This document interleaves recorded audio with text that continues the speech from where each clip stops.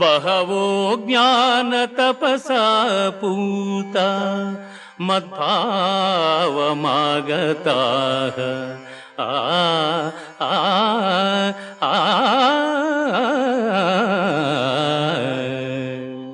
అనురాగము, భయము, క్రోధము వదలి నాయందు మనస్సు లగ్నము చేసి ఆశ్రయించిన సత్పురుషులు జ్ఞానయోగము చేత పరిశుద్ధులై నా సాన్నిధ్యమును పొందిరి.